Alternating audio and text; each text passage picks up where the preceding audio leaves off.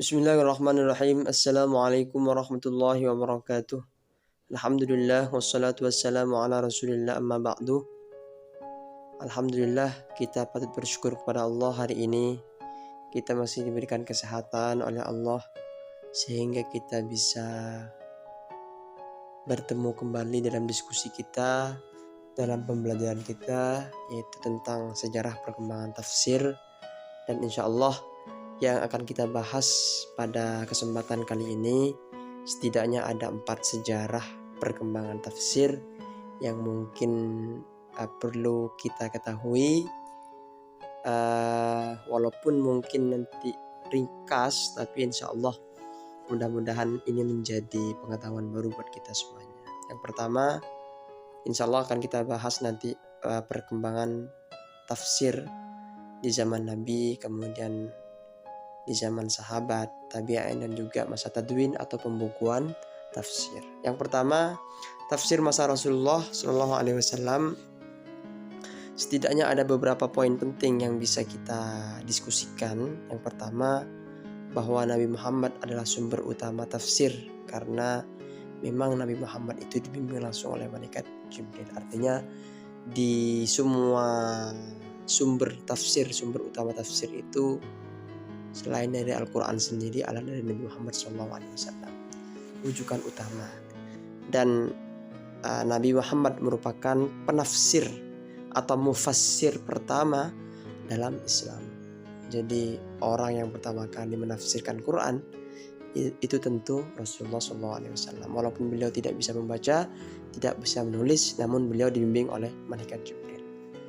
Kemudian memang di masa Rasulullah itu tidak semua ayat itu ditafsirkan oleh Nabi. Kenapa demikian? Karena Nabi, sahabat itu orang Arab, sehingga mereka menyaksikan sendiri bagaimana turunnya Al-Quran, sehingga bagi mereka Al-Quran mungkin tidak terlalu sulit. Rasulullah hanya memberikan penafsiran terhadap ayat-ayat yang mungkin muskil atau belum jelas dan seterusnya. Dan di zaman Nabi ini hanya ada 2 metode tafsir, yaitu tafsir yang ditafsiri oleh Al-Quran. Jadi Rasulullah mengutip ayat Quran yang lain untuk menafsiri satu ayat, atau Rasulullah menafsirkan satu ayat itu dengan hadis beliau. Tentunya walaupun hadis itu juga wahyu dari Allah, bukan karena kehendak Nabi atau hawa nafsu Nabi Muhammad SAW. Satu contoh misalnya di situ ada alladzina amanu wa lam yalbisu imanahum bidzulmin. Lafaz bidzulmin, zalim, itu mungkin kalau kita tidak tahu tafsirnya mungkin diartikan dengan zalim. Tetapi ternyata di situ tafsirnya adalah innasyirka ladzulmun azim, bahwa yang dimaksud zalim di situ di ayat yang di atas itu adalah syirik. Ya, innasyirka ladzulmun azim, sesungguhnya kesyirikan itu merupakan kezaliman yang besar. Itu contoh penafsiran Al-Quran dengan Al-Quran di masa Rasulullah SAW. Kemudian yang berikutnya, di zaman Nabi memang tentu tafsir tidak terlalu sulit, lagi-lagi karena sahabat itu orang Arab, orang Quraisy yang faham bahasa Arab, bahasa Al-Quran, dan mereka menyaksikan sendiri bagaimana turunnya Al-Quran. Kemudian berikutnya tafsir di masa sahabat. Tentu ini berlaku sejak Rasulullah wafat, ya. Jadi di antara latar belakang tafsir di masa sahabat adalah orang yang mengerti bahasa Arab, menyaksikan langsung turunnya Al-Quran, dan menerima penjelasan dari Nabi, sehingga mereka sangat mumpuni di bidang tafsir karena mereka orang Arab. Mereka menyaksikan turunnya ayat dan juga mereka menerima penjelasan langsung dari Nabi. Kemudian masa Nabi sudah lewat dan Islam semakin meluas pada orang ajam, orang non-Arab, ya. Sehingga sahabat perlu memberikan penjelasan kepada mereka orang-orang non-Arab tentang Al-Quran, sehingga mereka menafsirkan Al-Quran. Kemudian bagaimana prosesnya? Sebagaimana dikutip dari perkataan Ibnu Khaldun, bahwa sesungguhnya Al-Quran diturunkan dengan menggunakan bahasa Arab, mengikuti susunan kalimat atau balaghah mereka. Mereka memahaminya dan mengetahui makna-maknanya. akan tetapi mereka berbeda-beda dalam memahaminya karena tingkat kecerdasan mereka yang berbeda. Artinya memang sahabat itu sangat mumpuni di bidang tafsir Al-Quran karena memang bahasa mereka seperti yang kita diskusikan tadi. Walaupun kenyataannya di zaman itu para sahabat masih berbeda pendapat tentang penafsiran Al-Quran karena kemampuan mereka dalam memahami bahasa Arab. Namun tentu tidak melenceng dari koridor penafsiran Al-Quran. Adapun sumber penafsiran di masa sahabat ini setidaknya ada 3. Yang pertama adalah Al-Quran itu sendiri, itu sebagai sumber tafsir. Yang kedua riwayat Nabi, hadis dari Nabi itu juga sebagai sumber tafsir. Dan ijtihad sahabat atau pendapat sahabat itu sendiri. Contoh misalnya yang pertama, sahabat menggunakan Al-Quran sebagai tafsir dari yang lain, itu contohnya. Jadi Al-Maidah ayat 1 ditafsiri dengan Al-Maidah ayat 3. Ya, artinya ayat yang umum ditafsiri dengan ayat yang lebih khusus. Kemudian ayat yang luas, yang global ditafsir lagi dengan ayat yang lain, dijelaskan oleh ayat yang lain dengan terperinci. Ya. Kemudian yang kedua, sumber tafsir adalah riwayat dari Rasulullah. Jadi sahabat menggunakan hadis Nabi sebagai penafsiran dari suatu ayat. Contoh misalnya penafsiran kata Al-Kautsar, menurut Nabi, Rasulullah SAW bersabda, Al-Kautsar adalah nama sungai yang akan Tuhanku berikan kepadaku di sungai. Itu kata Nabi. Inna a'tainakal kautsar.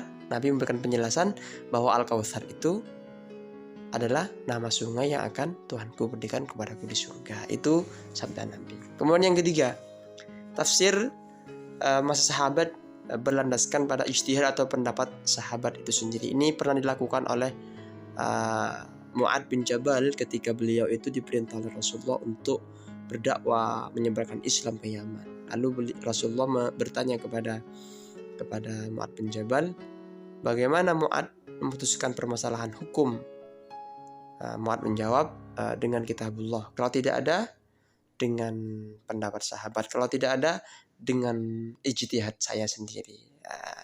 Itu sehingga ijtihad atau pendapat sahabat itu menjadi salah satu sumber penafsiran juga. Artinya dia ketika Quran tidak ada, ketika hadis tidak ada, maka sahabat di zaman itu berijtihad untuk menafsirkan Al-Quran.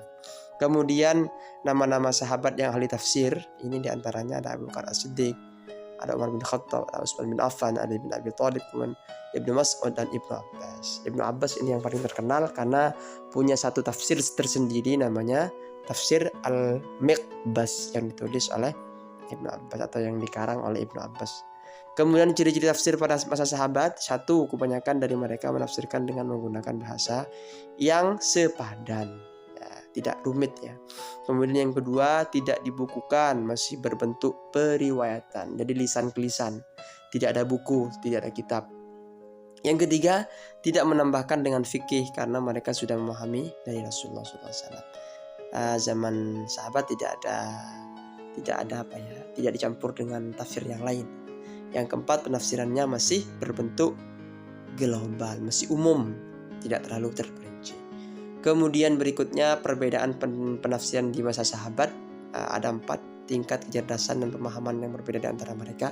Wajar kalau sahabat berbeda pendapat karena memang mereka punya kemampuan yang berbeda.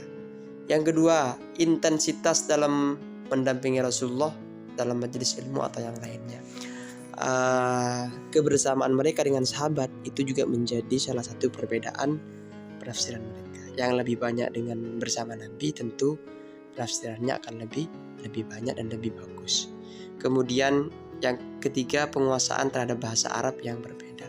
Kemampuan bahasa Arab yang berbeda juga mempengaruhi terhadap kemampuan mereka menafsirkan Al-Quran. Dan yang terakhir, pengetahuan tentang kebiasaan dan tradisi Arab jahiliyah, Yahudi dan Nasrani saat Al-Quran diturunkan. Ini kan menjadi tradisi itu juga mempengaruhi terhadap tafsir Al-Quran. Kemudian tafsir di masa tabi'in, paling tidak di masa tabi'in itu ada beberapa poin yang melatar belakangi. Satu, luasnya wilayah Islam. Wilayah Islam sudah semakin meluas dan tabi'in tentu perlu mereka menjelaskan kepada masyarakat yang baru masuk Islam. Kemudian yang kedua diriwayatkan melalui lisan ke lisan hingga abad kedua Hijriah. Dari zaman Nabi hingga tabi'in itu tafsir masih disampaikan melalui lisan ke lisan, bukan tulisan. Hijrahnya sahabat ke kota-kota. Jadi semakin banyak hijrah mereka, semakin panjang hijrahnya mereka, semakin banyak pula usaha mereka untuk menafsirkan Al-Quran. Dan yang kelima, muncul madrasah tafsir yang dipelopori sahabat, misalnya Ibnu Abbas, Makkah, Ubay bin Ka'ab, dan sebagainya. Sumber penafsiran di masa tabi'in ada Al-Quran, tentu periwayatan dari Rasulullah, ijtihad pendapat sahabat, kemudian pendapat tabi'in itu sendiri. Selain mereka mengacu pada Quran, pada hadis Nabi, pada pendapat sahabat, mereka juga berpendapat. Ya, baik walaupun kadang itu mengambil dari kisah-kisah Israiliyat. Kemudian yang keempat, tafsir pada periode tadwin. Ini periode yang keempat atau periode pembukuan hadis. Yang pertama, kodifikasi dan pembukuan ilmu dimulai pada akhir pemerintahan Bani Umayyah atau awal Bani Abbasiyah. Cukup lama ya.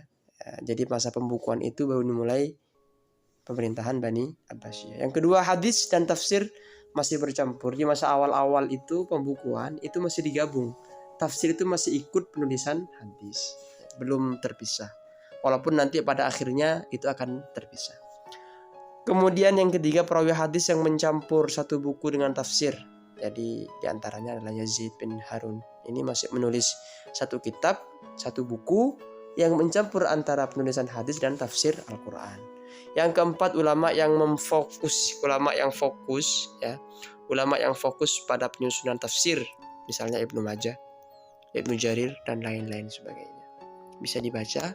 Kemudian yang kelima, tidak dibedakan yang sahih dan dhaif. Di masa ini belum dibedakan secara khusus. Jadi semua hadis yang ada itu yang berkaitan dengan tafsir Al-Quran itu dimasukkan saja semuanya. Kemudian yang keenam, muncul perbedaan mazhab golongan, misalnya tafsir fikih, falsafah, dan cenderung birra'yi. Di masa pembukuan ini baru muncul berbagai macam tafsir. Jadi nanti ada tafsir macam-macam ya, tafsir fikih, ada tafsir filsafat, ada tafsir sains. Jadi Al-Quran ditafsiri menurut sains gitu. Jadi disesuaikan. Ini muncul pada masa atau periode tadwin. Kemudian setidaknya dari sekian masa tadwin, penjelasan dari periode tadwin ini ada 5 periode tadwin ya, periode pembukuan tafsir. Yang pertama itu tafsir masih bercampur dengan hadis seperti yang kita diskusikan tadi ya. Ini awal-awal masa Abbasiyah, itu masih tidak dibedakan antara, bercampur jadi satu buku antara hadis dan tafsir. Kemudian yang kedua, terpisah dari hadis dan menjadi buku tersendiri. Kemudian perkembangan zaman ke zaman akhirnya dipisah juga ya. Dipisah, hadis itu sendiri, tafsir Al-Quran sudah ditafsirkan dengan tafsiran tersendiri. Jadi berurutan mushaf dari Al-Fatihah sampai An-Nas dan seterusnya. Periode ketiga ada meringkas sanad dan menukil pendapat ulama. Ada beberapa hadis dhaif seperti yang tadi kita diskusikan juga, bahwa di zaman ketiga masa pembukuan hadis ini sanad hadis atau sanad hadis yang berkaitan dengan tafsir itu diringkas sehingga rawan di situ terdapat hadis-hadis dhaif. Karena apa? Karena tidak diketahui sanadnya. Sanad itu adalah rangkaian orang-orang yang meriwayatkan hadis. Jadi ada yang terputus, ada yang diputus gitu di masa ini. Yang keempat, tafsir birra'yi. Tafsir birra'yi muncul, tafsir birra'yi, tafsir menurut pendapat ulama itu sendiri. Tafsir sesuai dengan kepakaran ulama, ada tafsir fikih, falsafat, dan seterusnya. Jadi di masa ini, di masa pembukuan hadis yang keempat ini, muncul berbagai macam tafsir. Jadi tafsir menurut birra'yi pasti ya, menurut Al-Quran, menurut bil ma'thur, jadi Quran ditafsirkan Quran, tapi juga muncul tafsir dengan pendapat ulama itu sendiri, namun tidak melenceng dari ajaran agama. Kemudian yang kelima, tafsir maudhu'i adalah tafsir tematik. Tafsir tematik itu tafsir sesuai dengan kondisi tertentu, misalnya tafsir tentang hari kiamat. Jadi di periode ini juga periode pembukuan ini muncul juga tafsir tematik sesuai tema tertentu, tafsir tentang orang perempuan, tafsir wanita, dan seterusnya. Dan periode pembukuan hadis ini terjadi hingga saat ini, hingga sekarang. Dan sekarang sudah banyak sekali ahli tafsir terutama di Indonesia, misalnya Quraisy Shihab dengan tafsirnya, tafsir Al-Azhar, dan tafsir-tafsir yang lain. Ya, tafsir-tafsir lain masih banyak lagi. Terima kasih, nanti kita bisa diskusikan, mudah-mudahan bermanfaat. Assalamualaikum warahmatullahi wabarakatuh.